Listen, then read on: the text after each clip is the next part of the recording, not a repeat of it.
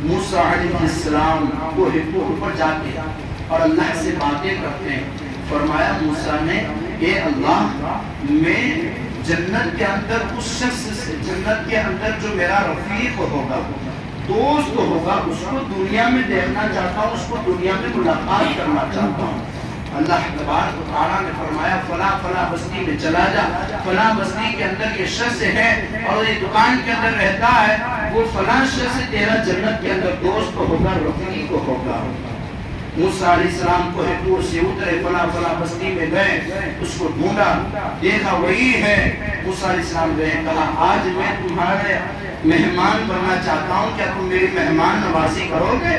موسیٰ علیہ السلام کی اس بات کو سن کر اس نے کہا کہ ٹھیک ہے، تھوڑی دیر بیٹھے، دکان بند کر کر ہم گھر چلتے ہیں، پھر میں آپ کی پوری طریقے سے مہمان نوازی کروں گا.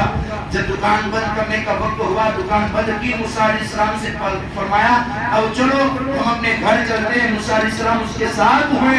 موسیٰ علیہ السلام نے فرمایا نہیں کہ میں موسیٰ ہوں، آ کر یہی کہا کہ میں تمہارا مہمان ہوں، میری مہمان نوازی کرو گے؟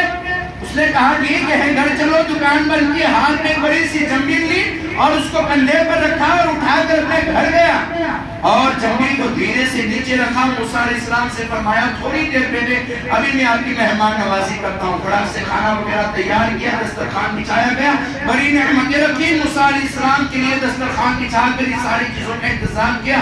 موسیٰ سے فرمایا اس شخص نے کہ آپ تم بیٹھو، تمہاری مہمان نوازی شروع کرتا ہوں. موسیٰ علیہ السلام سامنے بیٹھے، یہ شخص سامنے بیٹھا اور جو جنبیل اٹھا کر لایا تھا دکان سے اس کو اس نے قریب میں رکھی اور موسیٰ علیہ السلام نے پہلا لقمہ اٹھایا، چبایا اور کھایا. اس شخص نے پہلا لقمہ اٹھایا، چبایا اور منہ کے باہر نکالا اور جنبیل کے اندر ڈالا. پھر دوسرا لقمہ اٹھایا، کھایا اور اپنے پیٹ میں ڈالا. موسیٰ علیہ السلام کھاتے گئے اور یہ حرکت دیکھتے رہے. ایک لقمہ کھاتا ہے، دوسرا لقمہ چباتا، نکالتا ہے اور جنبیل میں ڈالتا ہے. موسیٰ علیہ السلام نے سوچا کہ جنبیل میں کوئی ہے، وہ لقمہ کس کو ڈال رہا ہے وہ دیکھنا. اتنے میں دروازے پر کسی نے دستک دی. وہ شخص اپنی جگہ سے کھڑا ہوا، دروازے پر جو آیا اسے ملنے کے لیے گیا. موسیٰ علیہ السلام اپنی جگہ سے کھڑے ہوئے تاکہ وہ جنبیل کے اندر دیکھو تو صحیح کون ہے. جب جنبیل کو کھولا گیا تو اس میں ایک بوڑھی عورت ہے جو پوری طریقے سے مجبور ہے، لاچار ہے. موسیٰ کے چہرے پر نظر ڈالی، اس کے لبوں پر مسکراہٹ آئی اور آنکھیں بند ہو گئی.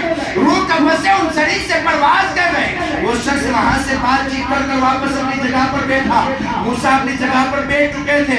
لقمہ چبایا، جیسے ہی جنبیل میں ڈالا دیکھا آنکھیں بند ہو گئی ہیں، لبوں پر مسکراہٹ ہے. شخص نے فرمایا آپ اللہ کے نبی موسیٰ ہیں، آپ اللہ کے نبی موسیٰ ہیں. کہا تجھے کیسے پتا چلا؟ کہا جنبیل میں جو ہے وہ کوئی اور نہیں، میری بوڑھی ماں ہے.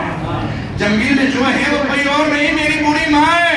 روزانہ ایک ہی دعا کرتی ہے، اے اللہ اس وقت تک مجھے موت نہ دینا جب تک میں تیرے کلیم موسیٰ کا دیدار نہ کر لو، اور میرے بیٹے کو جنت میں موسیٰ کا رفیق بنا دینا.